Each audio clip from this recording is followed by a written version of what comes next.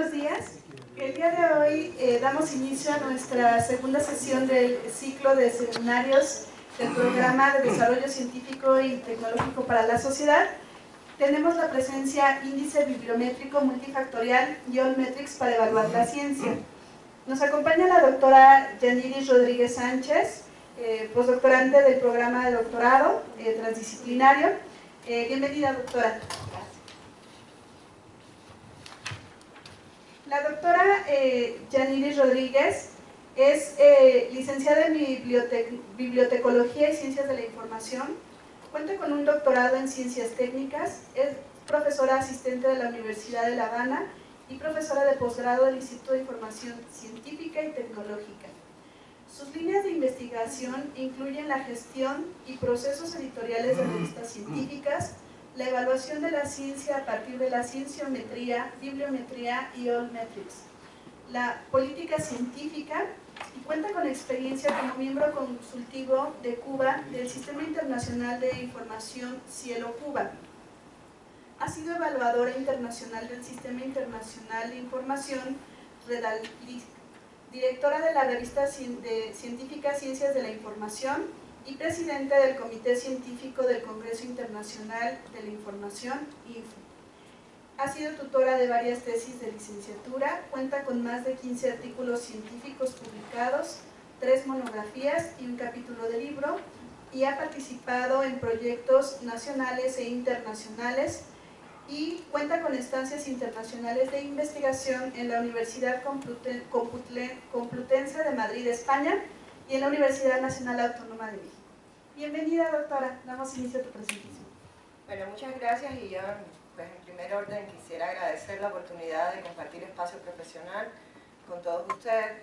Considero que la vida es un constante crecimiento, y agradecer especialmente al profesor Miguel Ángel, pues, recibirme y poder colaborar, reencontrarme con colegas como la doctora Luna, que sé que van a, y otros que, bueno, estoy muy interesada, pues, en realizar colaboraciones. Mi presentación, pues, como bien decía la doctora América, lleva por título Índice Bibliométrico Multifactorial y All-Metrics para evaluar la ciencia. Sin embargo, yo soy cubana, y como hoy es mi día oficial de presentación ante el Cinvestar, pues me parece adecuado contextualizar un poco de Cuba en México, ¿no? Y ofrecerle un poco de esas pinceladas de dónde vengo, mi origen, y a veces porque soy así, a veces intempestiva, apasionada, pero es idiosincrasia.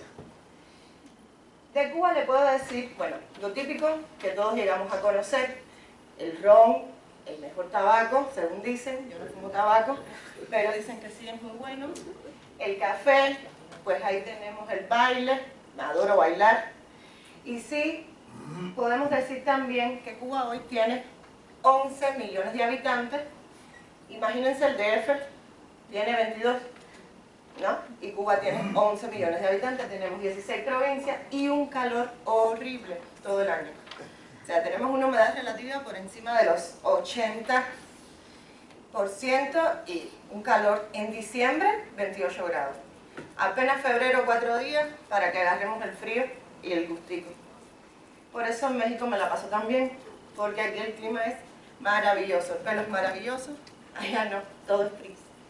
Cuba tiene hoy sus principales renglones de economía, pues se basan en los servicios exportables y también en el turismo. Tenemos para el año 2000, ahora que cerró, en enero del 2016, en balance visita de más de 2 millones, ha incrementado el turismo. Básicamente, pues van con atractivos de mi bella ciudad de La Habana, con su malecón, ha sido declarada La Habana Vieja Patrimonio de la UNESCO. Tenemos nuestras playas, pues Varadero, Los Cayos, y también paisajes naturales que constituyen hoy reserva de la biosfera. Este es el caso de Viñales, con sus formaciones típicas de los mogotes. Así que los invito, no estoy contratada por ningún tour operador, pero bueno, ahí va mi invitación a mi bella isla. Otras cosas interesantes, ya, pues, economía y política de Cuba, pues tenemos 2 monedas, es un desastre, pero ahí vamos. Tenemos 2 monedas con una equivalencia. Este es el CUP, este es el que les es válido cuando ustedes van a la isla y lo cambian. Acá el cambio viene siendo el peso mexicano como 18, ¿no? y entonces este es con el que nos pagan a nosotros los cubanos. Entonces, como mi presentación hoy es de bibliometría, la política me la voy a brincar, solo les comento. Tenemos también cosas muy buenas del gobierno, pues la educación a cualquier nivel llega a ser gratuita. O sea, las maestrías, los doctorados, no hay que pagar matrícula y se refuerza el nivel educacional primario con las bases materiales. Según el Banco Mundial, Cuba para el 2013 pues estaba gastando el 13% del Producto Interno Bruto, ¿no? O sea, son sistemas muy costosos, el problema es que nos falta economía para mantenerlos, pero bueno, ya esa es otra conferencia. Tenemos además salud, tenemos muy buenos éxitos en la salud y todo es gratuito, hemodiálisis, investigaciones,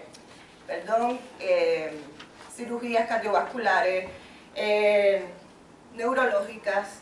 Entonces toda esta asistencia también llega a ser gratuita. Una vez más, el problema de mantener estos indicadores sociales y de salud es tener un sistema económico que realmente los respalde. Y como saben, después de hace 2 años de las relaciones, o sea, el año pasado que nos visitó el presidente de Estados Unidos y de Raúl, el hermano del extinto presidente nuestro, que aún se mantiene activo, pues se han abierto en Cuba varias posibilidades.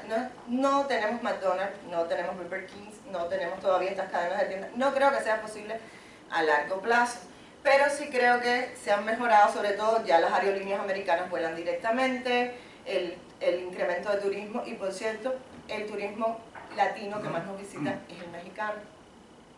Entonces parece que lo de la colaboración no solamente llega a ser en el plano científico, sino también social.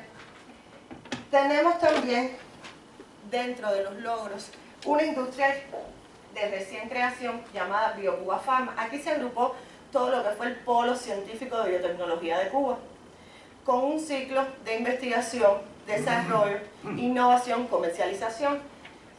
Hay sus habilidades y, por supuesto, el objetivo es crear una industria pues, que permita incrementar exportaciones de la industria biotecnológica. Hoy tenemos 487 instituciones de salud, todos los productos de farmacia son prácticamente subsidiados, son elaborados en Cuba, al menos el 70%, y son a precios muy bajos.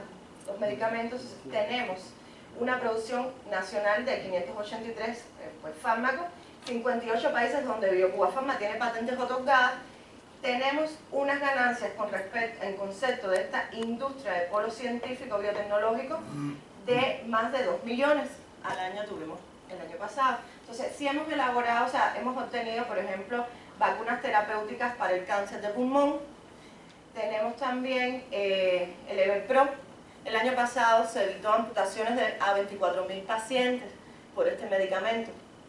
Tenemos también un sistema de vacunación de 11 vacunas de 0 a 16 años a los niños. Es el primer país del mundo en evitar transferencia del SIDA de madre feto. Recién ahora, en el 2015, la Oficina Mundial, o sea, la Organización Mundial de la Salud, y tratamientos para el cáncer de cuello, cabeza, son algunos de los medicamentos, y una tasa de mortalidad infantil de 4.3% por cada 1000 nacidos vivos. O sea, estos son algunos de los logros que llegan a tener mi país. Sin embargo, con estos logros, ya trasladándome a lo que es información, nos preguntamos, bueno, ¿cómo evaluar estos resultados de investigación en contexto donde Cuba nada más tenía una sola revista en la Thomson Reuters, el instinto, pues la Thomson Scientific, el Instituto de Información Científica de Filadelfia? Y cómo integrar experiencias pues, nacionales e internacionales para crear al menos una alternativa, un índice, no el mejor, pero sí una alternativa que nos pudiera a nosotros evaluar según nuestro contexto, ¿no? Y de ahí, sobre todo porque estamos hablando de que nuestras investigaciones llegan a ser con gastos públicos, la mayoría. Ya sabemos que hay distintas leyes del acceso abierto. Inglaterra, por ejemplo, a partir del 2014 por un boicot al Elsevier, pues hizo como ley que todas aquellas investigaciones que fueran financiadas con fondos públicos del gobierno, pues tenían que ir al repositorio y tenían que ser accesibles para todos, porque era imposible que los investigadores no pudieran descargar sus propios artículos, ¿no? Entonces son algunos de los intentos que en Cuba, que además, como es un país que nos cuesta mucho dinero a todos y no tenemos dinero, pues sí estamos interesados en promover políticas de acceso libre de información. A ello, entonces, partimos con un interés de crear un modelo que sirviera para evaluar la actividad científica del investigador y que fuera no un modelo de Cuba, sino un modelo que pues, cualquiera lo pudiera utilizar, porque la ciencia tampoco es útil cuando solamente es local, sino cuando es capaz de ser transferida a distintos contextos. Bajo esa filosofía, pues hicimos varias premisas. O sea, primero sabíamos que teníamos que tener un análisis de producción científica, pues es la base de todo, cuánto publicas, ¿no? Este es un modelo que solamente se basa en la publicación de artículos científicos. Por eso les digo, no es el mejor, no es el completo, es una alternativa más, es como quisiera transmitirle hoy. Entonces tenemos los análisis de citas, porque amén de que las citas hoy tienen sus críticas, yo las critico mucho, porque hoy ya no solamente la comunicación ya no responde a un proceso espontáneo del investigador que dice, ay, lo tuve y lo voy a socializar. No. ¿Cuál es el factor de impacto de la revista? Y ahí lo voy a meter. Ya no me interesa qué público, sino como me evalúan por ello, ya se desvirtúa y se deforma el propio proceso de comunicación, pero los análisis de citas, la teoría de la cita es noble en sí, el problema es cómo la usamos, ¿no? Y tenemos la variación del índice H, que son los premios Nobel de Física del año 2015, como sé que la mayoría de veces de acá, del auditorio físico, pues entonces los quise regalar las imágenes de los físicos. Y la variación cuadrática del índice H. Ya sabemos que el índice H tiene múltiples críticas, yo soy una de las que lo critico, pero es verdad que mide el rendimiento del impacto a través del tiempo de los resultados de investigación de un investigador. Ya vamos a ver más adelante cómo lo vamos a manejar en este modelo. Entonces tenemos, en cuestiones de producción científica dijimos, bueno, en producción científica tenemos que hacer algo que nos permita evaluar a los investigadores, aunque no hayan publicado en revistas Web of Science o Scopus, aunque no recibiendo citas y aunque no teniendo índice H, pues le permita al gestor de política científica tomar decisiones de quién es mejor evaluado que otro, ¿no? Entonces, bajo ese principio, tuvimos en consideración para ver las variables, los factores de la producción científica. Otra de las consideraciones que tuvimos en cuenta es que no todas las revistas tienen la misma calidad. Y hablo de calidad no por la cita, hablo de políticas editoriales. La estructura de las revistas, el contenido de las revistas, los sistemas de indización. No me estoy refiriendo sesgadamente a que tengan mayor factor de impacto, sino me estoy basando en los procesos que hacen de una revista un canal para validar conocimiento, que son cosas diferentes, ¿no? Entonces tenemos, y que es aceptado también, además internacionalmente como promedio, que los investigadores categorizados como investigadores pues publiquen 2 artículos al año. Así al menos se maneja en la mayoría de los países de América Latina y en Europa, ¿no? Entonces, estas son algunas de las consideraciones para después ver qué va a pasar con producción científica. Otra de las cosas que me pregunté es cómo valorar el esfuerzo de un investigador.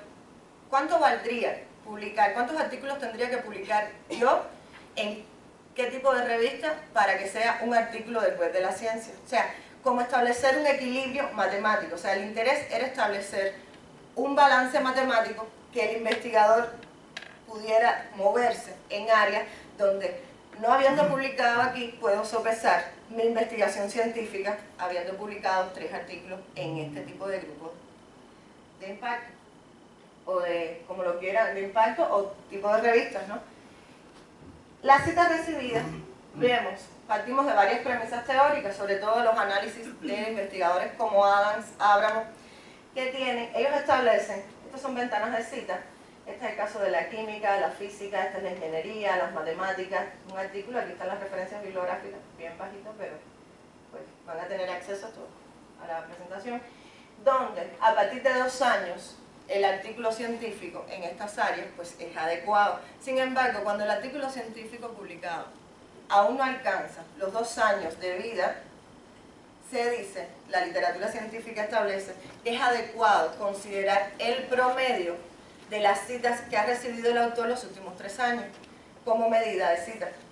Entonces, Basado en esto fueron criterios que se consideraron para más adelante el desarrollo del modelo.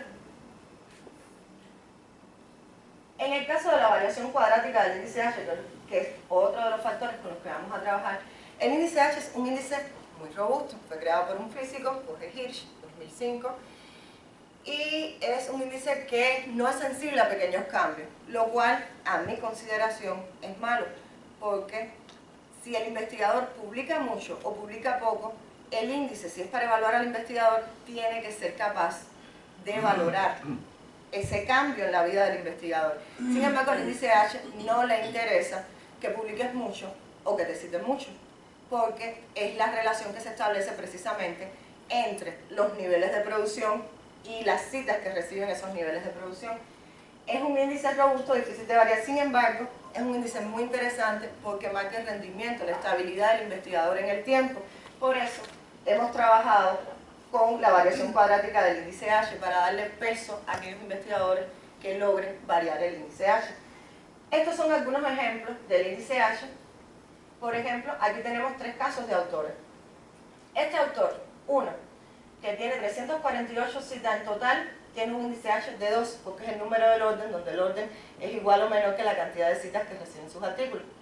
Sin embargo, estos autores, el 2 y el 3, que tienen una sumatoria de citas 19 y 21, tienen un mayor índice H de 4. Estas son unas de las limitaciones del índice H, ¿no? Entonces, porque no le interesan las citas que queden fuera del núcleo H.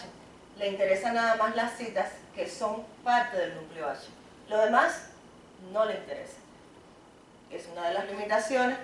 Y a partir del índice H han surgido más de 30 índices. W, G, R, A, X, X al cuadrado, que imagínense que es el doble de la cita, o sea, pero todo se basa en el índice H, ¿no? Y a mí me parece que ellos están sesgados, porque, o sea, influencia es influencia, impacto es impacto, cita es cita, ¿no? Y me la separas así de esa manera, y luego si me obligas a escribir en inglés, que es importante, no es una excusa, pero obvio, ¿no? Entonces, hay varias limitaciones, que no las digo yo, eso está recogido en la literatura internacional, cerca a los investigadores más jóvenes, evidente, investigadores. En la cita se dan varios efectos, el efecto halo, el efecto Mateo, que no los explicaré hoy aquí, no es objetivo, pero sí se han demostrado, como la Biblia, el pasaje del efecto Mateo, que aquel que todo tiene le será dado más y aquel que nada tiene le será quitado lo poco que tiene, ¿no? Sí, así mismo pasa con la cita, o sea, hay una teoría y está recogido en la literatura, dice, aquellos que se posicionan, pues traen un efecto que se llama el efecto halo y el efecto trinquete, que es como se conoce, de seguir atrayendo citas. ¿Cuántas veces no hemos citado porque sabemos que es bueno y es clásico sin haberlo leído? Y, o sea, y engordamos el prestigio. Es lo que hacemos después con estos índices. O sea, un indicador por sí solo, y aunque le estoy hablando hoy de un modelo, un indicador por sí solo no dice nada si no lo ubicamos en contextos, ¿no? O sea, hay que considerar contextos, si no, es un número más, es 50. El índice H de los premios Nobel, como promedio, según los estudios, va de 45 a 50. Uno dice, un premio Nobel, 50, o sea, es discreto. En las matemáticas eso, para producción científica es discreto. O sea, es un índice muy, muy robusto. De gimnasio, pero de todo, ¿no? Y entonces sí, no es sensible a pequeños cambios, y esto sí no nos interesaba. Estos fueron los motivos y las premisas por los cuales, pues entonces, fuimos a desarrollar un índice que fuera más sensible, que permitiera diferenciar entre investigadores, habiendo publicado en Web of Science o no, y que considerara estándares internacionales, porque no vivimos aislados, la ciencia es universal, tampoco es que pues vamos a hacer la revolución y aunque venga de Cuba, no voy a hacer una revolución, ¿no? Entonces, sí hay que considerar elementos internacionales para que puedan ser comparables, adaptados, aplicados. Hicimos y nos basamos como método, pues hicimos un muestreo estadístico al 95%, y lo primero que nos centramos fue en establecer 4 coeficientes de diferencia de niveles de producción científica. O sea, los primeros factores que nosotros determinamos en la dimensión producción científica fueron 4 coeficientes que permitieran decir 4 grupos diferentes de publicaciones o 4 grupos diferentes de impacto, como lo quieran llamar los que adopten el modelo, porque a lo mejor CONACYT cambió su clasificación de revistas, tiene 8, ya veo que tiene 8. Y entonces, pero por ejemplo Colombia, Cuba tiene 4, Colombian Publishing o Qualis de Brasil, que son sistemas como conocidas revistas científicas, dicen, el primer coeficiente va a ser mi primer grupo de producción científica, es para clasificar y diferenciar 4 grupos de producción científica diferentes. Quien decide si va a ser el primer cuartil, el segundo cuartil, el tercer cuartil o el cuarto, es el decisor, el que evalúa, el que adopta las políticas para tomar la decisión. Pues yo solamente lo que hago es proponer 4 grupos diferentes para diferenciar esfuerzo al publicar, porque no es lo mismo publicar en una revista que no ha sido arbitrada, en una revista que es arbitrada. Entonces, por eso se establecieron 4 diferencias. ¿Cuál fue el método? El método de las mínimas, de las diferencias de las mínimas. O sea, los coeficientes se fueron variando, se fijó un valor de 2, ese lo fija el investigador, yo, y dije, pues le voy a dar al primer grupo, que es el más alto, un valor de 2 puntos. Cada publicación ahí va a valer 2 puntos. Ese es válido, el investigador lo puede hacer. El asunto era encontrar las diferencias entre las medias de los otros coeficientes para que matemáticamente ajustara. Y empezamos a variar, o sea, todas las medias, a que hubiera diferencia significativa, 95% de intervalo de confianza, entre cada una de ellas. Y así establecimos 4 coeficientes. Aquí vemos, pues, el gráfico de caja, vemos las medias, cómo quedan todas diferenciadas, quedando los coeficientes. El primer grupo de producción científica tiene un valor de 2, cada artículo que se publica ahí tiene un valor de 2. Cada artículo que se publique en el grupo 2 tiene un valor de 1.4, cada artículo que se publique en el tercer grupo tiene un valor de 1 punto, y cada artículo que se publique en el grupo 4 tiene un valor de 0.4. Entonces, aquí esto no era suficiente porque tenemos más factores. Las citas, el promedio de las citas para el caso de los artículos que sean menos de 2 años y queramos evaluar, por ejemplo, si queremos evaluar al investigador en el año 2015, la producción científica del investigador todavía nada más tiene un año de vigencia. Como nada más tiene un año de vigencia, hay que considerar el promedio de las citas que él recibió de los años anteriores para que no haya sesgo en ese impacto. Pero, en teoría muy bien, teníamos que experimentalmente probarlo. Entonces hicimos diseños factoriales tipo Benken, podíamos hacer de 3 a la 6, pero el Benken pues, nos permitía reducir experimentalmente menos y válido. Hicimos los diseños factoriales para cada uno de las variables de nuestro modelo, de nuestros factores, y vemos que hay, lo que nos gusta, es que hubo diferencias significativas donde todos los factores inciden en el modelo tal cual nos indica el diagrama de Pareto. Analizamos los componentes principales y vemos que la cita recibida llega a ser el componente que más hace que el modelo varíe. Quiere decir, si logramos obtener más citas, nuestro índice bibliométrico se disparará más rápido, porque es el componente que más incide, ¿no? Hicimos, pues, esto es el estadígrafo pues, descriptivo de valor de la probabilidad, caracterizamos las variables, los análisis de los componentes principales y vemos que quedaban ajustados en el caso de los experimentos. Y entonces la ecuación queda definida tal cual. Tiene 2, una para el caso de evaluar años recientes donde los artículos todavía no han tenido 2 años de vida y para evaluar periodos de tiempo. Aquí vemos, se hizo un análisis de los residuales de Ubik-Watson y vimos que como estaban valores por 1.4 por debajo, pues no había correlación entre sus residuales, lo cual es bueno. Vemos aquí también cómo quedan ajustados, a partir del elipsoide vemos cómo quedan ajustados cada uno de los puntos de los valores de diseño bibliométrico multifactorial. Y esto, qué lástima que no le puse una animación aquí, porque aquí tenía una representación, por ejemplo, de una equivalencia.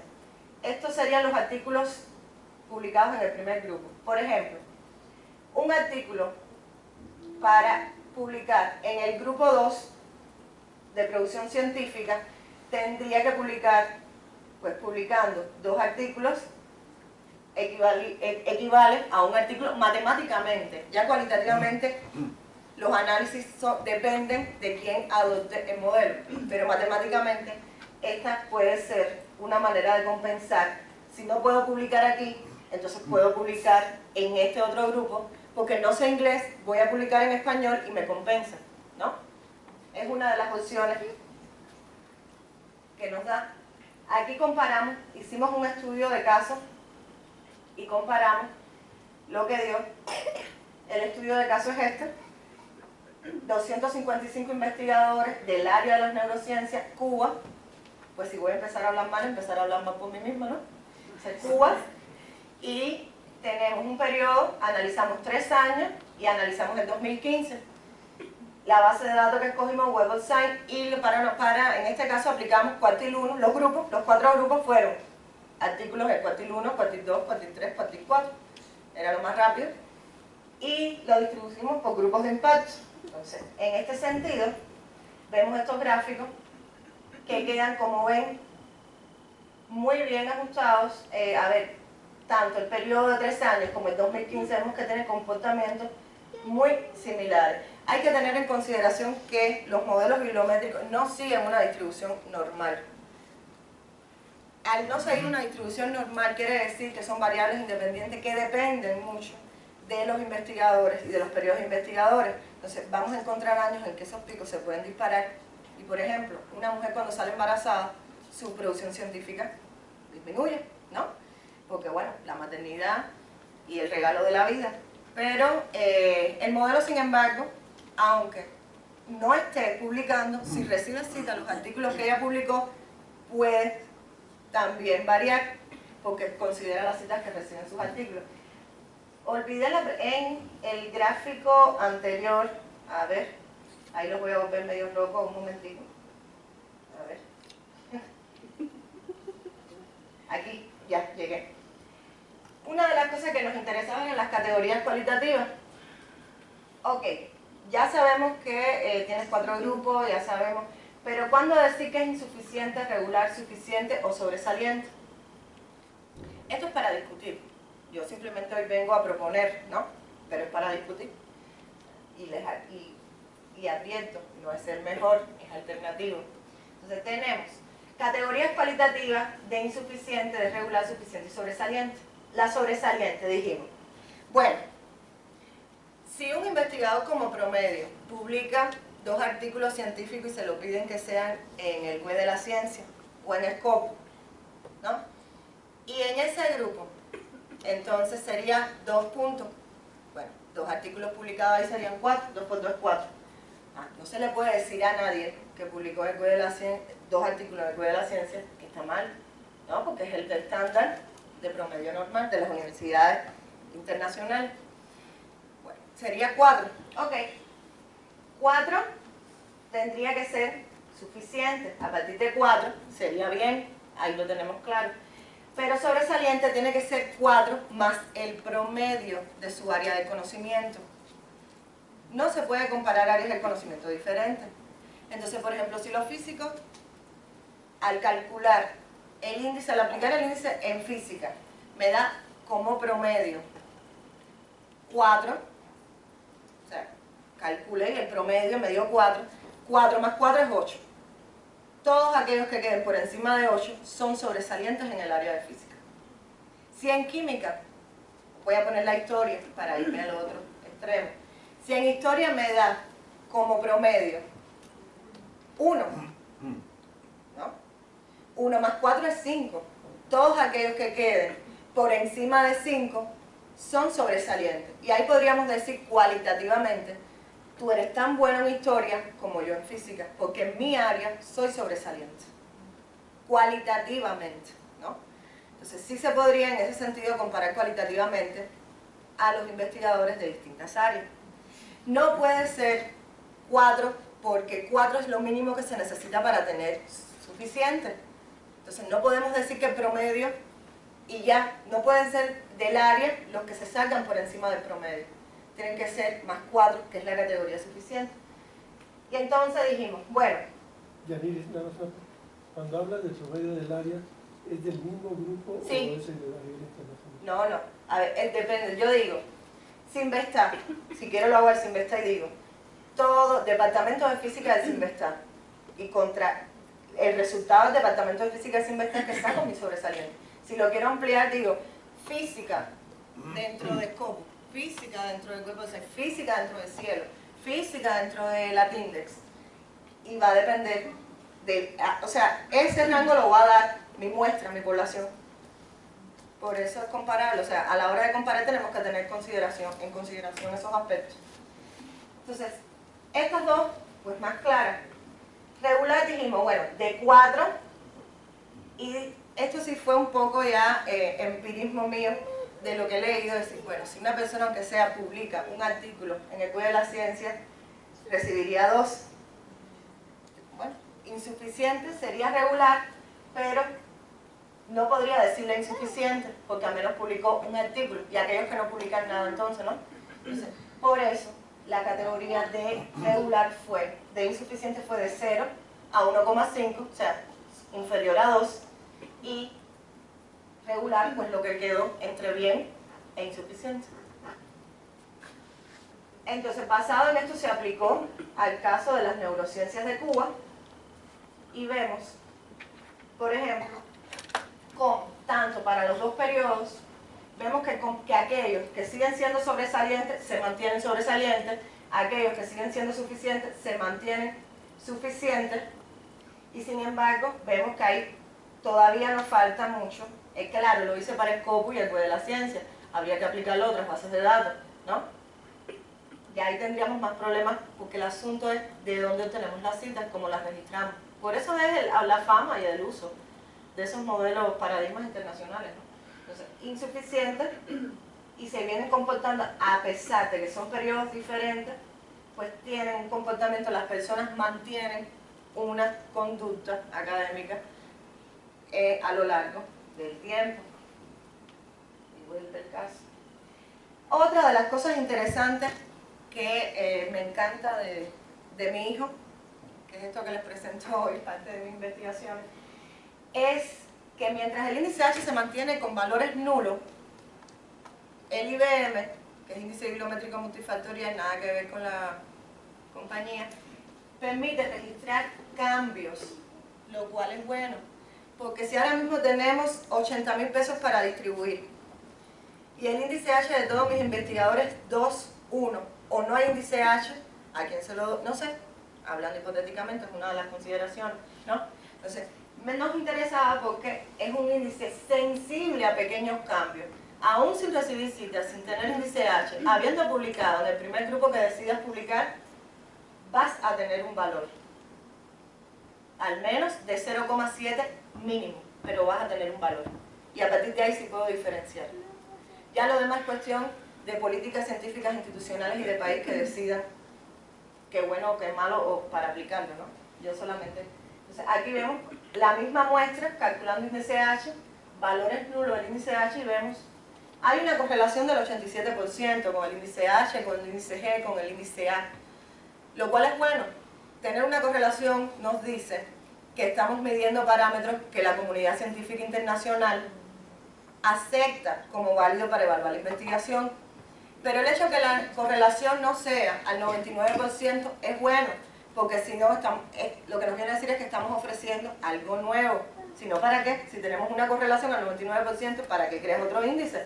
Pues aplique el H y punto, ¿no? Entonces, esto es una de las cosas que también me gustó mucho de las... ¿Por qué sale caso?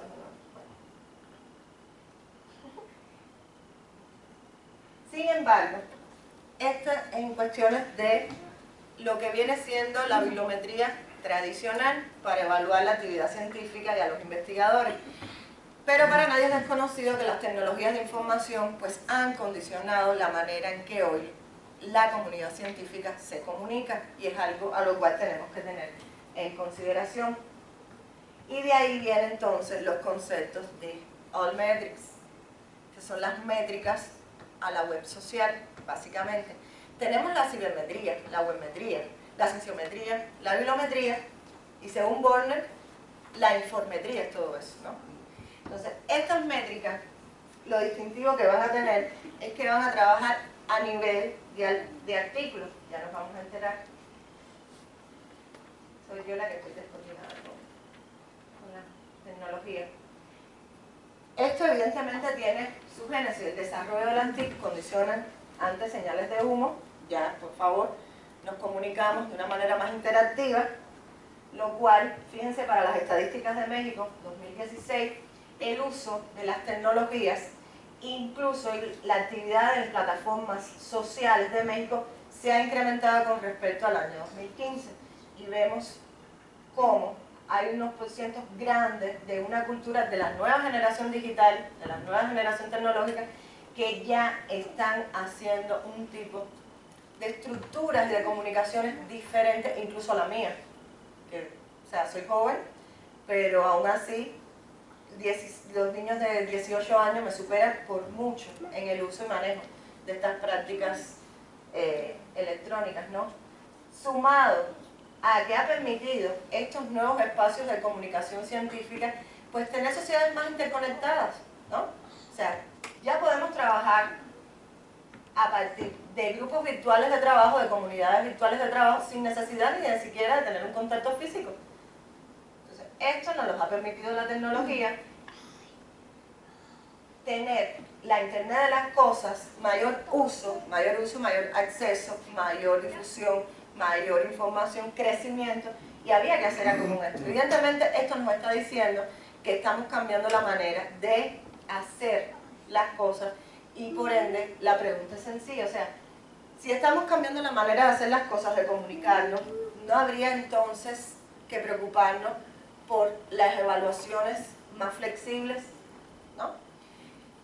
Si hoy tenemos una cultura de blog, de lo que decimos inmediatamente lo publicamos o podemos dar criterios de blog que son importantes, hay blogs académicos muy importantes.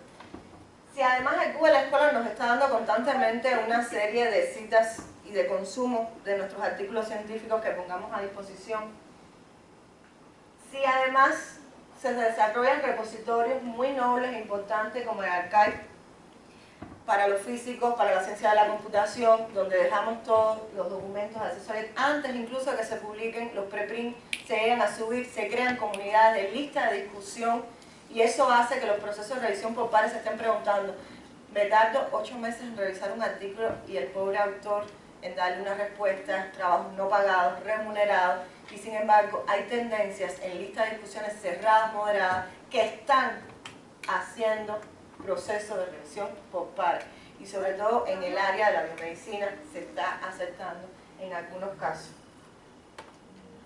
A ver, ahí le doy un clic. Ok.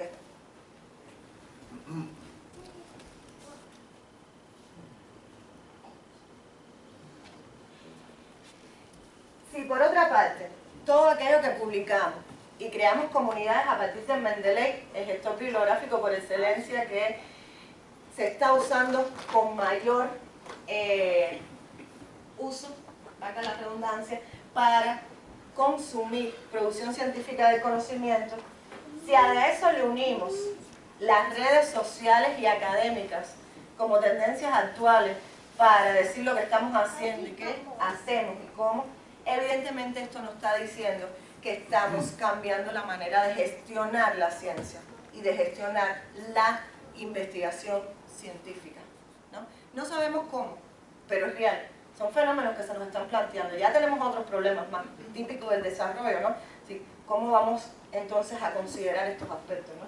Entonces, estamos hablando de una ciencia abierta, estamos hablando de acceso abierto y estamos hablando de cómo insertarnos en estos contextos para valorar eso que hacemos del proceso natural del uso de esa información científica.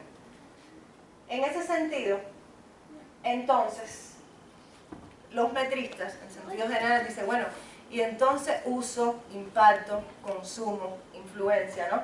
Y es como un reguero de conceptos que sí sabemos que hay que atenderlos, lo que aún es muy joven para hacer categóricamente afirmaciones de cómo metodológicamente se van a manejar estos nuevos conceptos métricos en la web.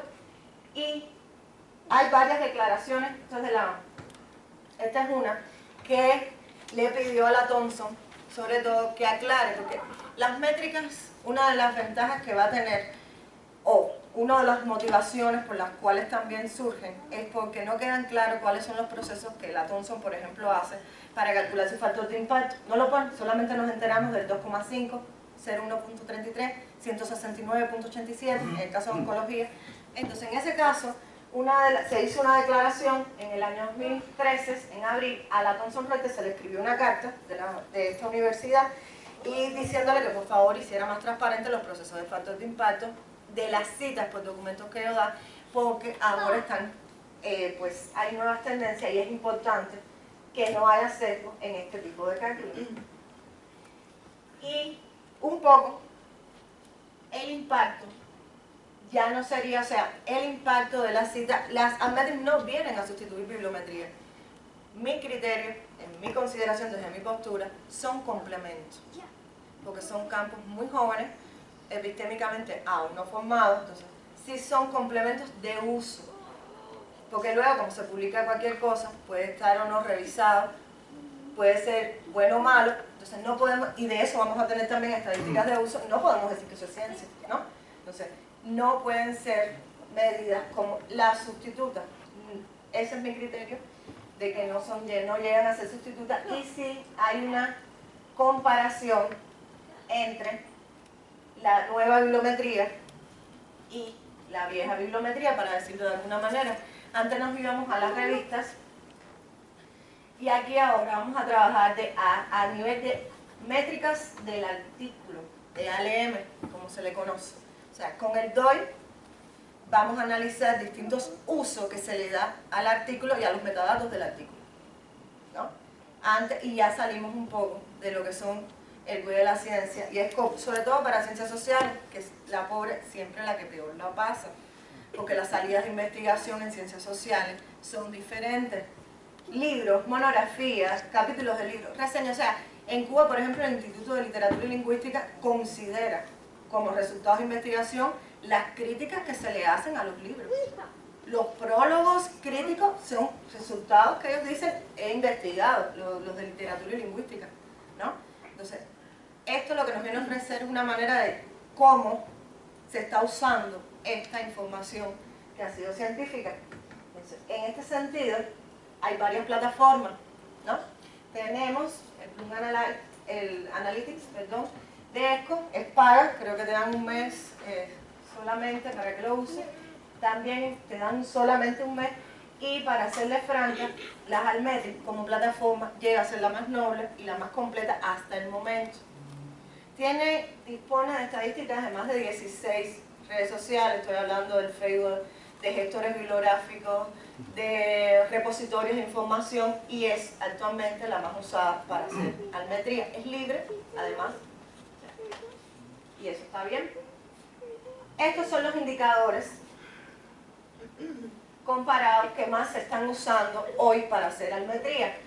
Van orientados desde, para los gestores bibliográficos, los marcadores, el uso, el número de veces que ha sido favorito, el número de citas en blog, las citas entradas en enciclopedia, en fin, o sea, hay una serie de indicadores que Torres Salinas, de España, pues ha escrito varios artículos de esto, y la Escuela Beca también, sobre cuáles han sido los indicadores más usados. Esto no es una categoría, o sea, ayer lo hablábamos en la casa, que estábamos con una tesis de maestría de Marinersi con el profesor Collazo de Admetría, y estábamos hablando de que sí, estos son los que han usado ellos, pero ya luego se proponen y se diseñan otros, porque es un área de reciente creación solo a ser considerada, ¿no? Tiene, por supuesto, sus limitaciones y sus ventajas, ¿no? Dentro de las limitaciones, lo puse al revés, estas deberían ser las ventajas y estas son las limitaciones. Dentro de las limitaciones, pues hay debilidad metodológica. No sabemos qué tipo de indicadores todavía vienen, qué significan los retweets, por ejemplo, o los me gusta para bien o para mal, ¿no? Problemas de normalización también.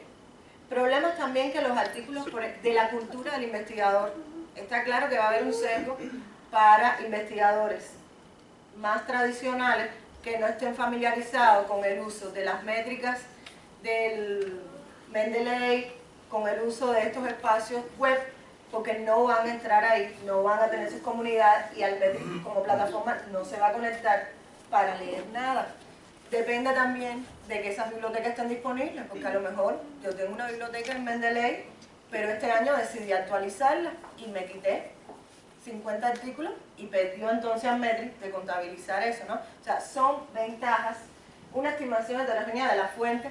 ¿Qué fuente vale más? Facebook, Twitter. O sea, estos son limitaciones y desventajas que tienen las AMETRI. Dentro de las ventajas, inmediatez para la evaluación. El artículo ya se ha enviado, se ha aprobado y ya lo estoy publicando y ya podemos empezar a leer sobre él, a discutir sobre él y a contabilizar sobre él. Nuevas propuestas complementarias para valorar el desempeño científico, que lo hemos hablado. Caracterización de estructuras sociocientíficas actuales. O sea, esto es un fenómeno que está pasando. Caracterizarlo también nos va a ayudar mucho a ver cómo lo incorporamos. Y está faltando, o sea, es una ventaja que va incluso a ayudarnos a entender a una gestión de la educación diferente. Porque estoy pensando en educación a nivel escolar, primario y de posgrado. Porque si estas son nuestras estructuras científicas actuales, donde ya la web y sociedades más interconectadas, entonces también la educación tiene que venir acompañada a eso. Facilitación de la revisión por pares y la ciencia más descentralizada, porque va a haber mayor consumo, ¿no? Esas son algunas de las ventajas. ¿Cómo va hoy el tema de las AMETRI? Desde el 2012, que empezamos a hablar de AMETRI, hasta el 2016, vemos un crecimiento de las investigaciones en armetría. A partir de Scopus, vemos que ha crecido. 2016 está en bajo, pero 2016 no termina. Y hasta enero todavía se van a sacar artículos del 2016 porque las revistas reciben pues números de diciembre, los sacan en enero. Entonces quiere decir que es un campo de interés que está siendo estudiado. No, vemos que es discreto, no llega a los 60, pero ojo, desde el 2012 sí vemos un incremento acelerado en sus investigaciones. Vemos también que a partir del 2011 ya se creó un espacio de intercambio con su primera conferencia y ahora en el 2016, en septiembre, pues sería la 5ª conferencia que se dará de AMETRI. Y vemos que ya hay un estándar NISO, un proyecto que salió de las prácticas para adoptar AMETRI, ya como manual y guías. O sea, esto es hacia dónde van las AMETRI hoy. Todavía. Y evidentemente, mi objetivo hoy es un poco ponerlos, es a la reflexión, es invitarlos a temas, es a la colaboración y es a una panorámica donde evidentemente se nos está diciendo que tal cual evolución transita por un proceso de integración de experiencias conocidas adaptadas a nuevos contextos. Parte de las investigaciones que haré aquí en México pues será precisamente hacer un análisis en cuestiones de armetría, un análisis de la producción científica mexicana y ver algunas áreas del conocimiento a partir de estas herramientas, compararlo con lo que es la bibliometría tradicional, en Scopus, Web of Science, y ver los resultados que vamos dando, ¿no? Entonces, en ese sentido, agradecer pues la audiencia, la atención y quedo abierta al debate y a las preguntas. Gracias.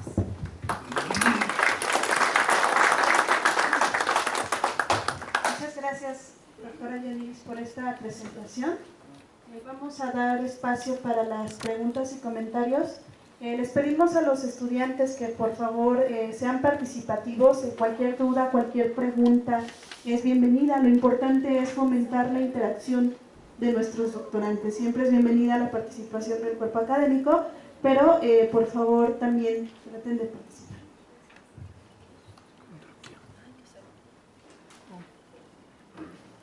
Doctora, muchas gracias por la presentación. Me gusta la forma en que tendría potencial su estudio, sobre todo porque las áreas de investigación que son emergentes en este mundo que le apuesta a la eficiencia tecnológica más que a nueva tecnología, a la eficiencia, entonces me gustaría saber su punto de vista respecto a la aplicación, por ejemplo, a todo lo que viene fuerte, a todo lo que va a salvar a la humanidad, como es la nanotecnología, la iluminación multieficiente, etc. Mira, yo veo las disciplinas métricas, en sentido general, como una caja de herramientas. Son instrumentos, los cuales, por eso dije, un número, si lo separas del contexto, no me interesa. O sea, soy apasionada de ella y no me va a interesar. Entonces, podemos hacer análisis útil para aplicarlo a cualquier área del conocimiento y al desarrollo de análisis prospectivos incluso para pero vislumbrar escenarios es útil, se usa en uno de los ciclos metodológicos para el análisis de perspectiva, por ejemplo. Es muy útil como caja de herramientas aplicada a N áreas de conocimiento. Ahora, antes de, hay que definir propósitos. ¿Para qué? Porque tenemos un diccionario enciclopédico de indicadores cienciométricos. Ni los domino, o sea, ni los domino y no los aplico todos. O sea, ¿qué te interesa? Y vamos a ver qué quieres obtener, qué quieres saber. ¿Cómo va a ser la perspectiva? Pues este es el martillo, esta es la sierra, no te hace falta la cuchara de mezcla, va a ser así, ¿no? Y con un valor cualitativo, siempre. Porque las matemáticas es eso, es una herramienta, como la estadística, a veces abusamos de la estadística enormemente, por eso. No sé si respondí tu pregunta. Yo quiero compartirle un estudio que hicimos como parte de los trabajos aquí en el doctorado. Fue un estudio cienciométrico del Instituto de Ingeniería de la UNAM. Y efectivamente, o sea, la parte del análisis de la bibliometría fue solo una parte de todo lo que llevan a cabo para evaluar a su personal. El Instituto de Ingeniería tiene la particularidad de que más que publicaciones, lo que destacaban más eran reportes técnicos y proyectos contratados. Los recursos propios, bueno, era algo que ensalzaban mucho en comparación con los recursos que recibían del erario, ¿no? Entonces, lo que ellos describían como evaluación era que cada investigador llenaba su plataforma y de ahí se obtenían determinados datos, ¿no? Que les daban como una primera aproximación de cómo evaluarlos.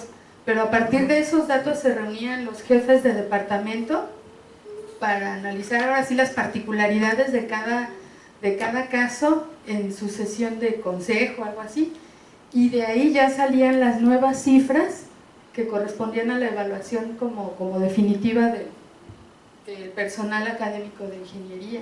Entonces sí, es perfectamente comprensible que esto sea solo una parte y que tengas así la perspectiva de para qué lo quieres, ¿no?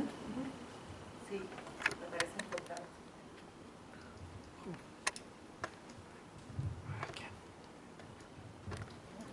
Hay un dato que a mí se me hizo muy interesante, que esto permitiría visualizar como los actores interesados en cierta producción científica, ¿no?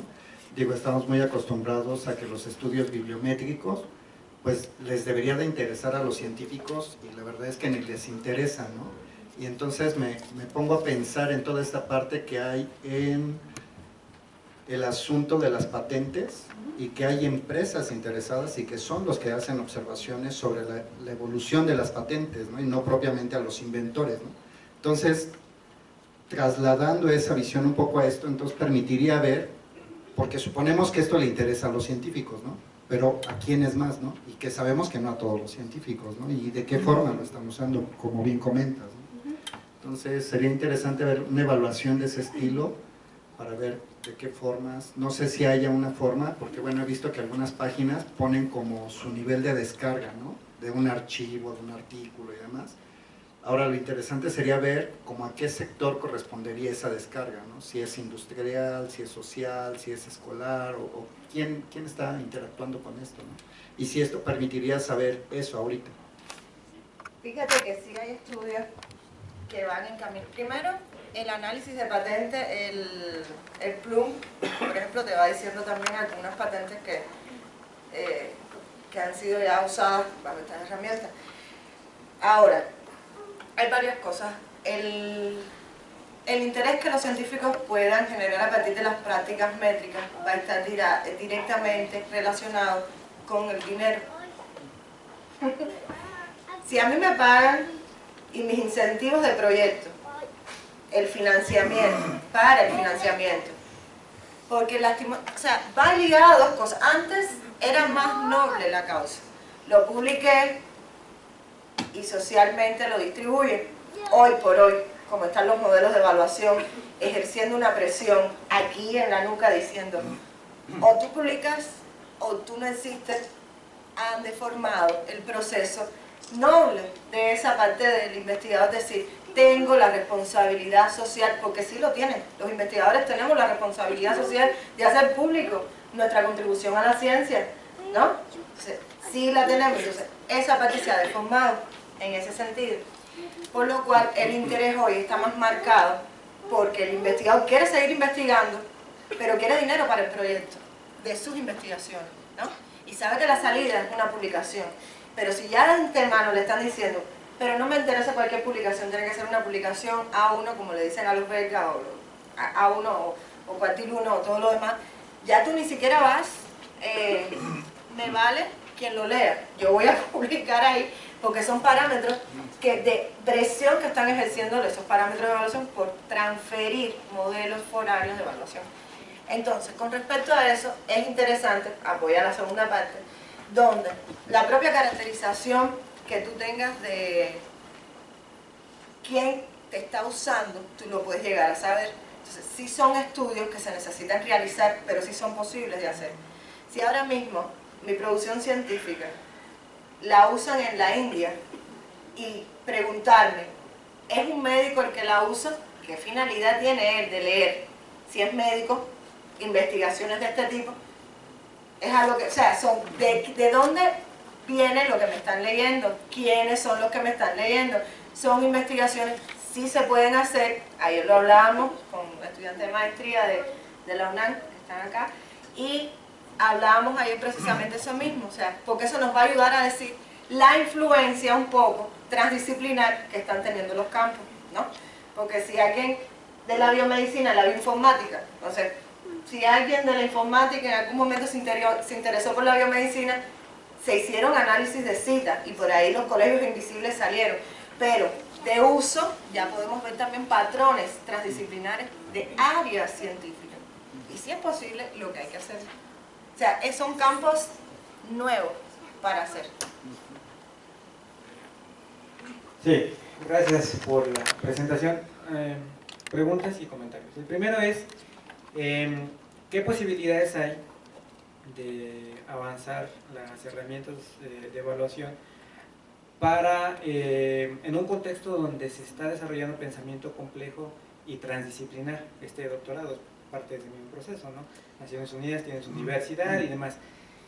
Y pareciera ahí que hay, bueno, limitantes, ¿no? Incluso en los procesos de evaluación, el mismo CONACYT, hablando de México, no tiene un área específica para estudios transdisciplinarios y tener una evaluación un poco más objetiva de esta área tan complicada, ¿no? Que necesariamente requiere de otros estándares.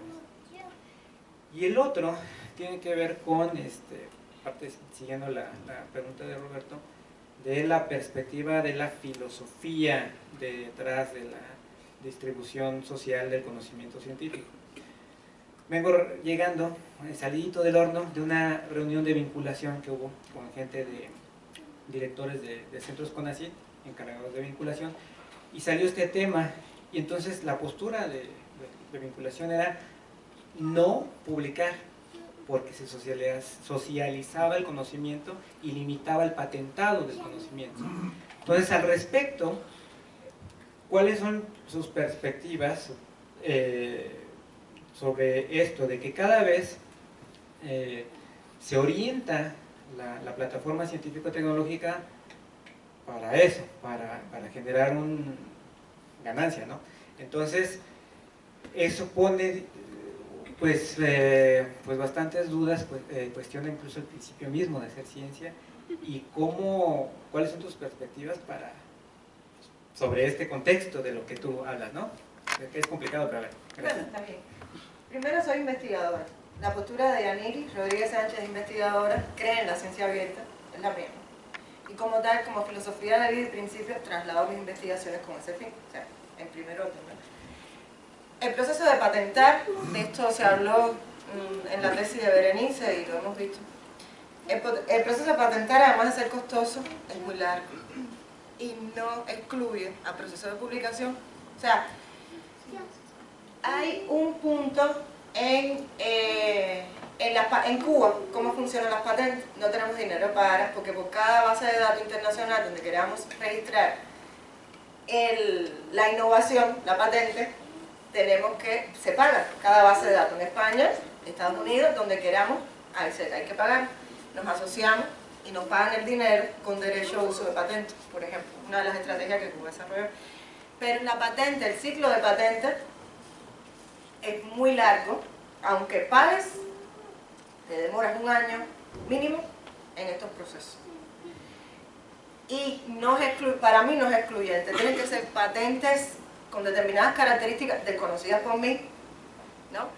Que te diga, no, es que esto ya sale y no amerita ser publicado, pero hay derechos antes previos de patente que cuando tú registras, tú puedes publicar.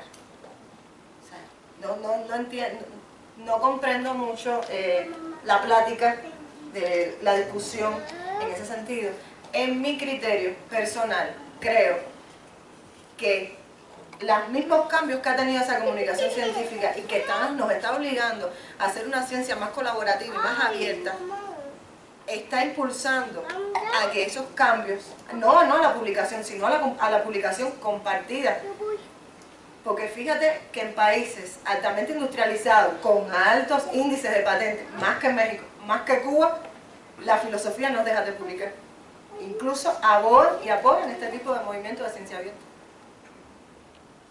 Entonces, mi criterio es que habría que revisar un poco las bases, que es publicable, que no llega a ser publicable, pero no optar por posturas radicales. Soy enemiga de lo radical. La flexibilidad nos ha permitido valorar contextos y nos ayuda a evaluar situaciones, ¿no? Entonces creo que es importante en ese sentido pues ver qué áreas de conocimiento o cuáles van a ser esas políticas o qué es lo publicable, qué no es lo publicable y hacer toda esa estrategia, porque lo que sí está claro es que sí se avanza en este sentido, ¿no? Entonces uno decide si se queda fuera o no, ya eso es decisión de políticas de gobierno científica que decide cómo orientar su causa. Ahora, que esto es un fenómeno que está pasando, es real.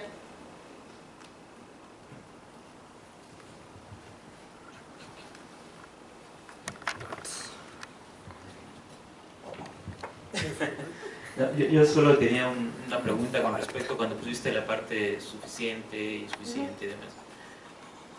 Mencionabas ahí que estaba basado en, que podría ser a nivel de alguna base de datos o a nivel promedio, digamos.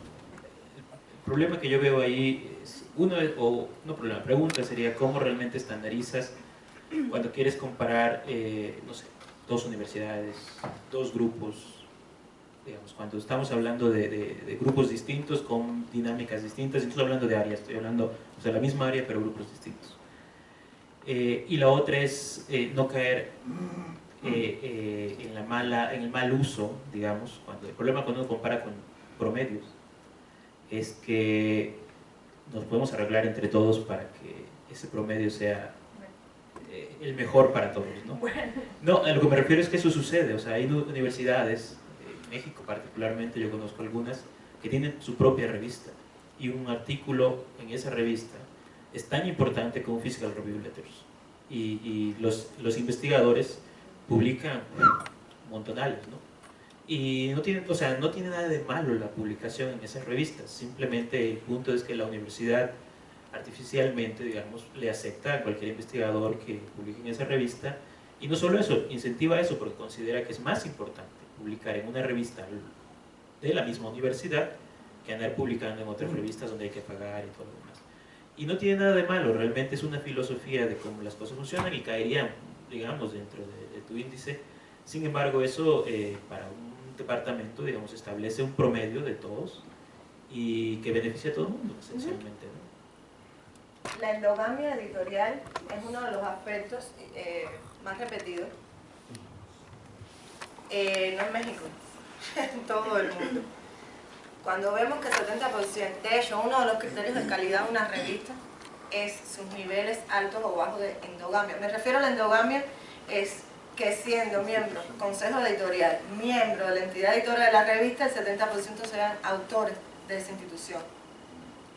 En primer condición, éticamente, pues, queda muy mal visto. Hay sistemas internacionales, como Redalicia, lo que dicen, no, esto está mal, o sea, porque es como Si ahora todos nos llevamos bien y nos queremos mucho, y a mí me llega un artículo de cualquiera, me va a partir el corazón decirle que no. Por eso es que la endogamia es mala. Se acepta.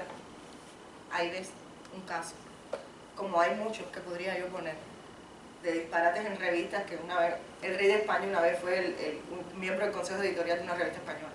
O sea, porque entonces se pierden los sentidos. Pero yo te digo, el promedio puede ser, como decidiríamos en Cuba, una inflación, lo inflamos o somos honestos.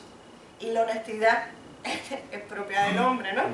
Entonces ahí sí no me puedo meter, ¿no? Ahí como realmente tú adoptas esto, o si lo vas a desvirtuar, o si le vas a añadir, queda fuera de alcance, no de cualquier modelo, porque incluso las Ametri se manipulan.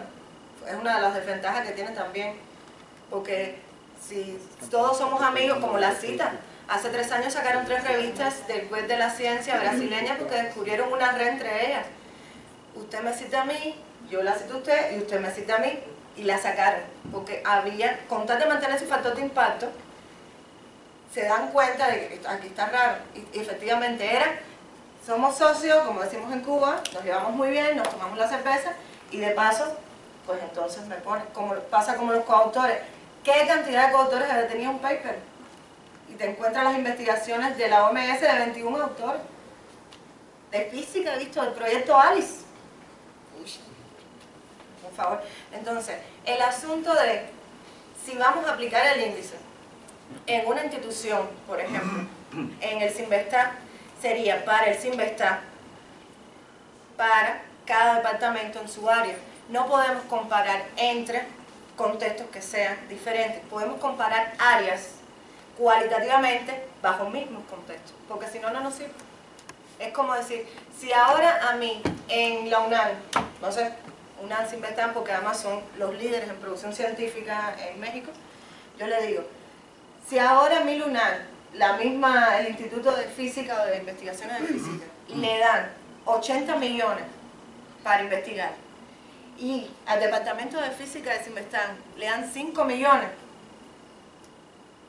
o sea, ahí hay algo de contexto que es bien diferente. Yo voy a ser tan buena en física en el Sinvestar por mi promedio de departamento, porque yo sobresalgo en mi departamento. Y tú eres tan bueno, a lo mejor el Sinvestar necesita la UNAM necesita un promedio de 280. Neurociencia en Cuba, que es una de las instituciones élites, donde hay japoneses pasando doctorados con ellos, hay fineses allí, tienen unas publicaciones que no se pueden comparar al lado de otras instituciones de Cuba, que los pobres, de universidades de Cuba que van abajo.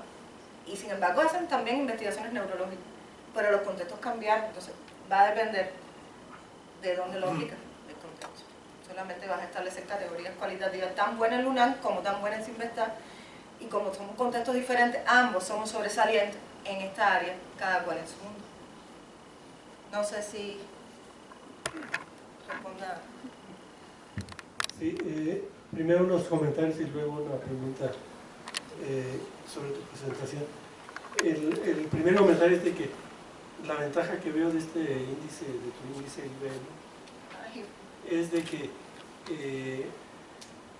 si una institución decide adoptar la evaluación por pares estrictamente, que es ya muy complicado, por lo menos con este tipo de índice puede hacer un análisis relativamente automatizado, tener un muestreo, un graficado de toda la muestra, y luego ya sí dejar a los pares hacer sus estudios con mayor calma, teniendo como ventaja ya una evaluación pues cuantitativa, ¿no? Muy cuantitativa. Yo creo que eso, y como es multifactorial también se le pueden dar diferentes variaciones, que yo creo que bueno, por ejemplo, Eugenio Frisione, que acaba de publicar un artículo sobre la evaluación en el área de humanidades en el SNI, la disparidad es tan alta que uno no entiende exactamente cómo fue esa evaluación por pares.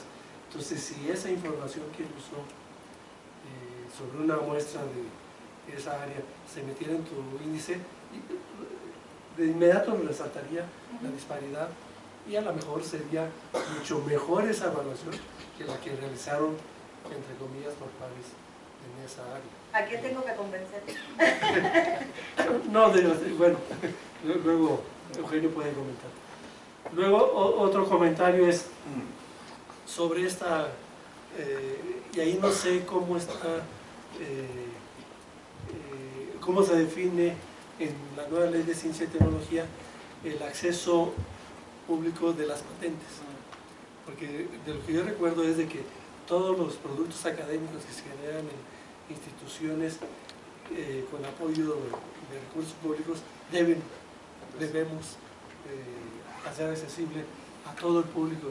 Pero no sé en el contexto de las patentes cuál sea la restricción. A lo mejor alguien que se haya leído la ley en extenso nos podrá decir sobre eso. Pero por lo menos lo que ha resultado de nuestras tesis que hemos realizado de patentes es de que las patentes mismas ya es generación de conocimiento. O sea, el publicar una solicitud que está en proceso de trámite, pues ya ahí hay información que es útil para la sociedad en general y por supuesto para la gente que quiere utilizar el producto de esa patente. Entonces, y no nada más esperar hasta que sea aprobada y que entonces sí hay restricciones sobre el uso de la patente. Entonces eso es. Y luego el otro, bueno, ya, una pregunta así es sobre Almetrix. Es algo muy reciente y yo no uso redes ni nada parecido, entonces me suena muy extraño.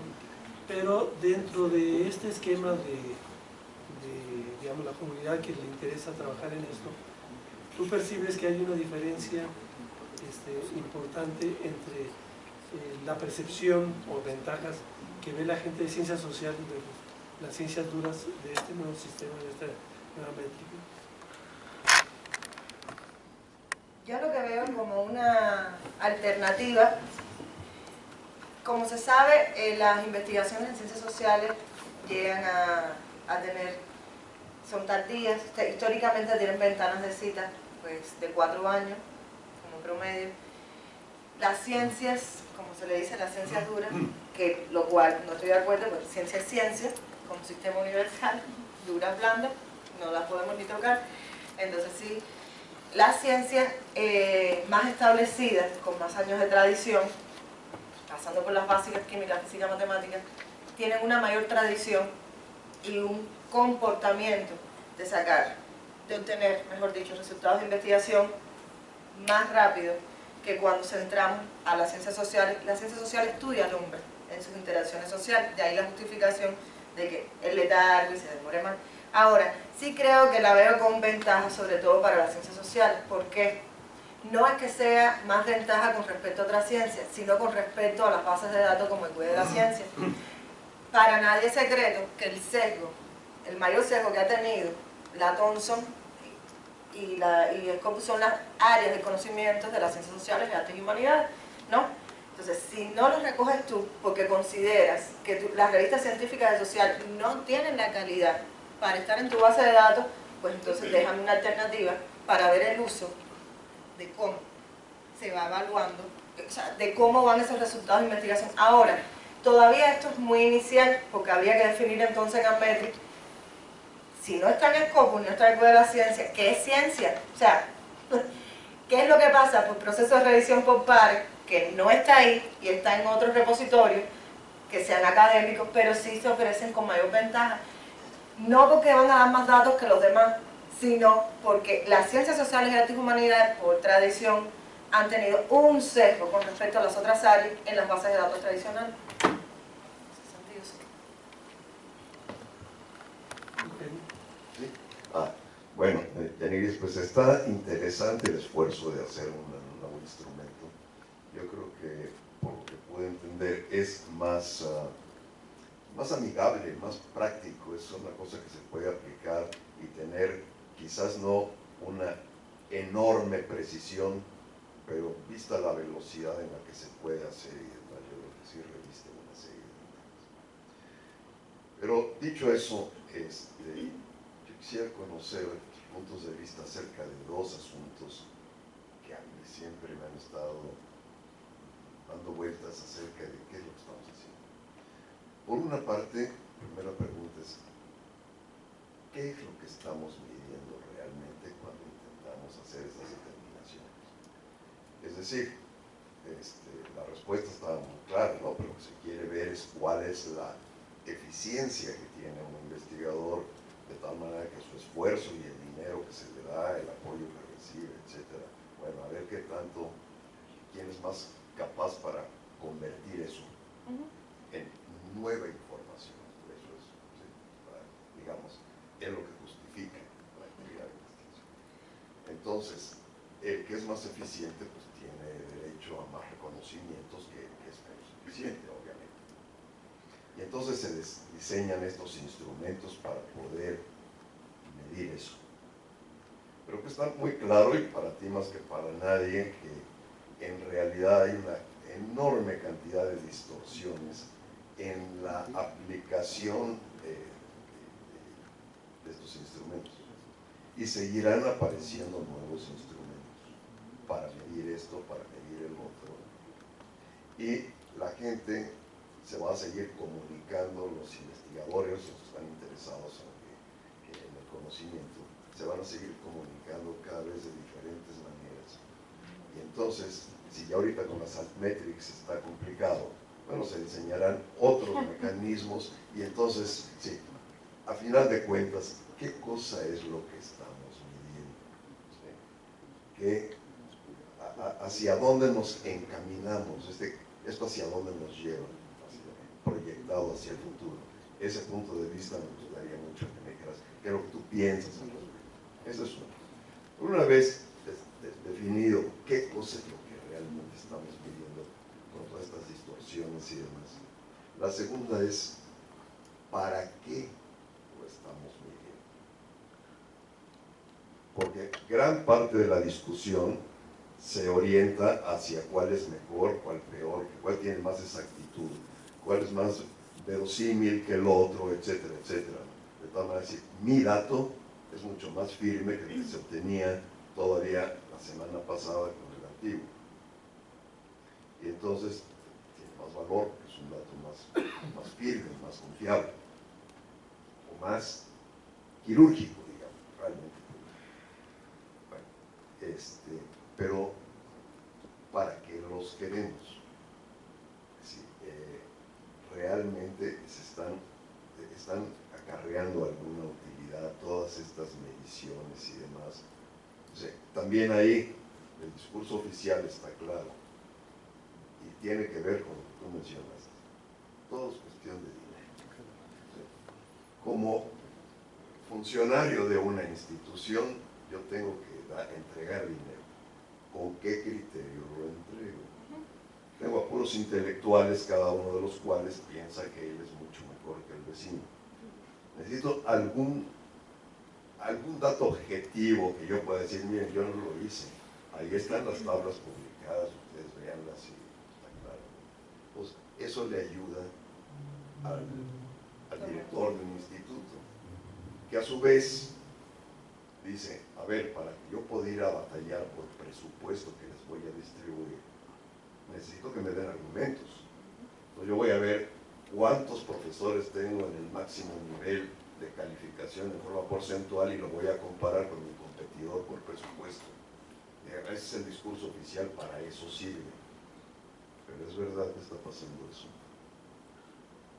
Entonces, realmente se está logrando eso. Y por otra parte, no sé si tú sabes de alguna métrica que nos permita medir aquello que sí, desde mi opinión, sería significativo. Se pudiera decir, a ver, este país está invirtiendo tanto en investigación científica, de todos los órdenes. Ahora, vamos a ver de qué le está sirviendo a ese país su esfuerzo en apoyar la ciencia y la tecnología, de tal manera que podamos ver cómo anda la eficiencia por países, no por individuos o por instituciones, que es relativamente sencillo si uno le quiere confiar a los datos. Eso sí sería, digamos, más significativo, porque podría diseñar algo que no sé cómo está en Cuba, supongo que mucho mejor que acá. Pero aquí siempre estamos aplaudiendo a los científicos, pero cuando se trata de ver la cantidad de dinero que se canaliza hacia esta actividad que todo el mundo ensalza y valora muchísimo, vemos que en términos financieros no hay una equivalencia entre el ensalzamiento y el dinero que llega. Así que, ¿cuáles son tus puntos de vista acerca de estas dos preguntas? Bueno, ¿qué se mide? Lo que nos interesa medir. O sea, algo tan sencillo como decir, el uso de esta caja de herramientas, como le llamo yo, que no puede ir desligada de su contexto, porque si no ofrece un valor cualitativo, el número queda, pues, mero dato. Va a ser para lo que me interesa. ¿Qué me interesa como país? ¿No? Yo creo que la primera pregunta no sería qué medir, sino qué me interesa como país saber. Por ahí se diseñan herramientas que te permitan, porque la estadística es importante y tiene un valor que no vamos, filosóficamente podríamos estar discutiendo, pero tiene un valor que nos sirve para contabilizar, cuantificar, probar, etc. Ahora, el asunto no tanto es qué medir, sino precisamente en forma de pregunta.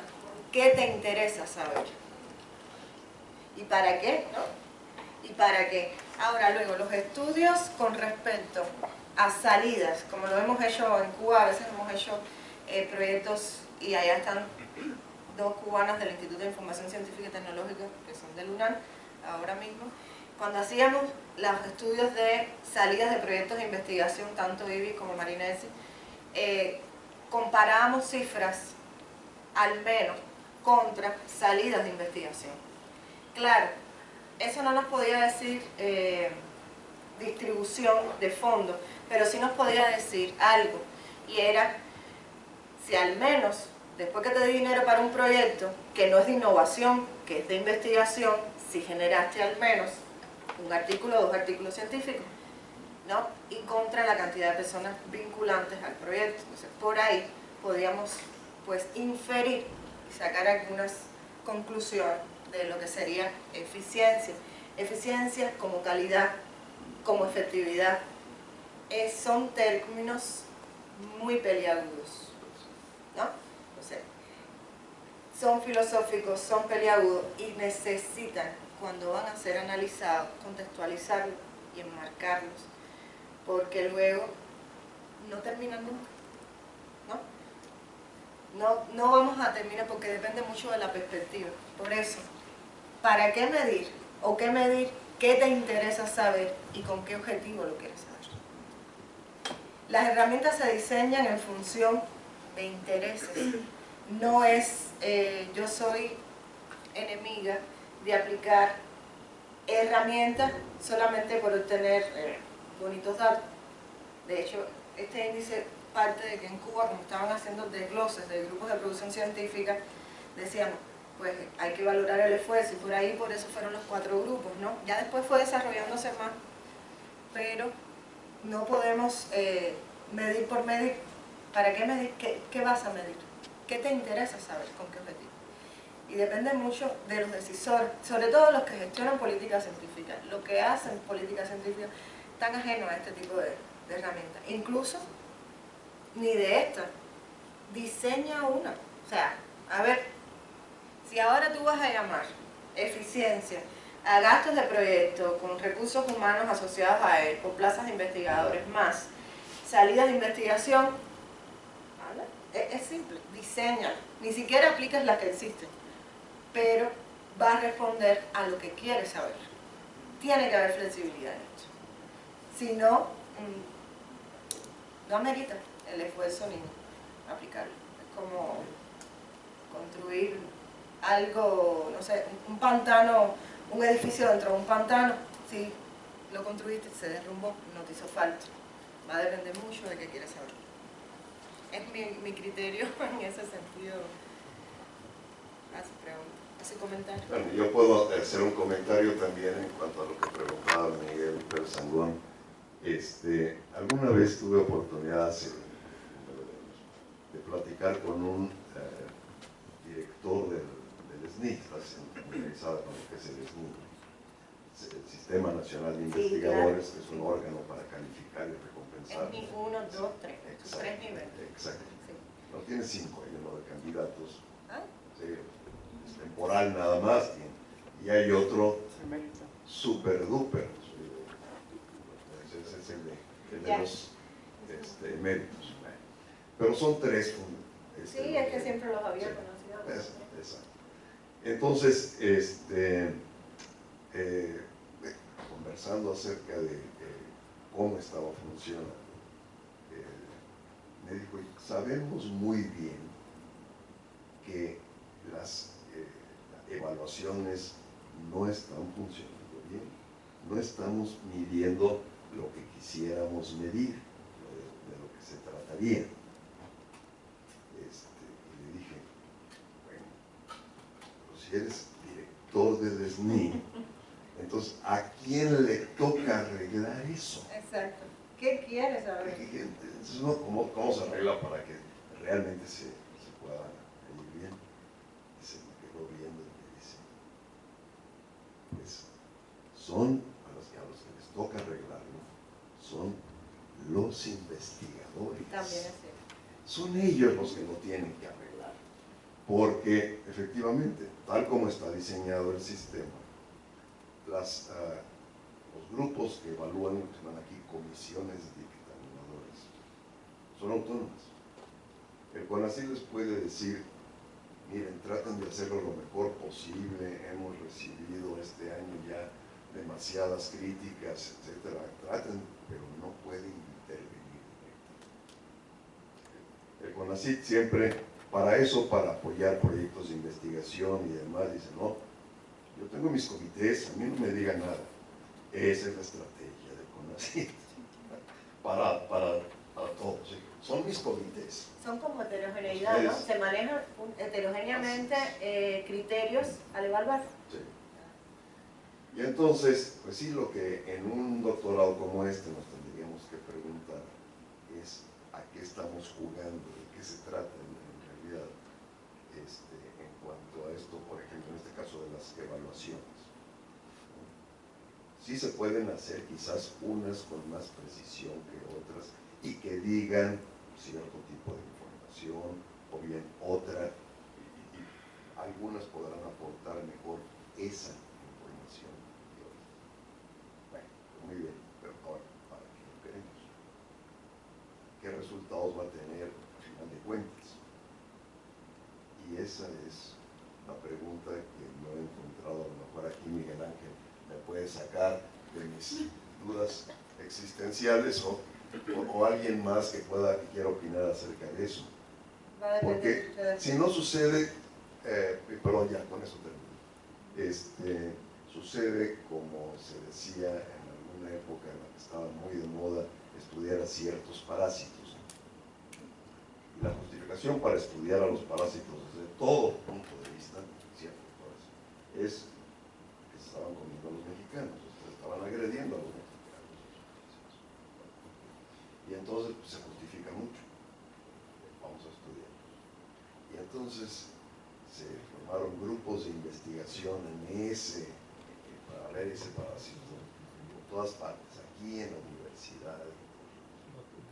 Y entonces, lo que la gente decía es, ¿por qué están tratando de combatir a ese parásito?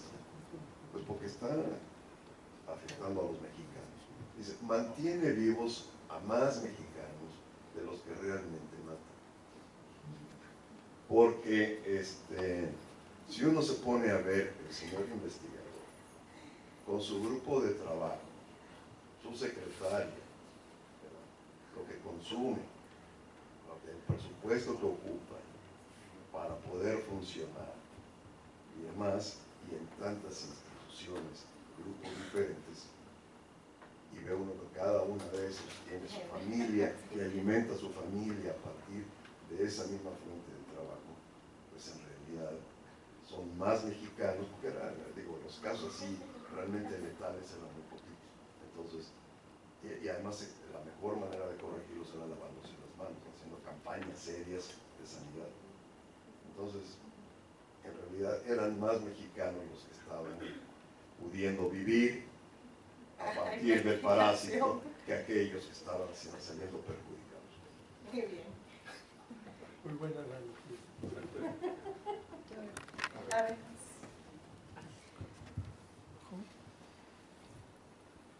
Está pasando lo mismo con esto. Sí. Cada vez hay más grupos haciendo cienciometría. ¿Sí? ¿Para qué? Ya tenemos No me que, pregunten. tenemos que ver. Agradecemos a la doctora Yaniris Rodríguez Sánchez por esta presentación. El programa doctoral le hace entrega de este reconocimiento. Muchas gracias.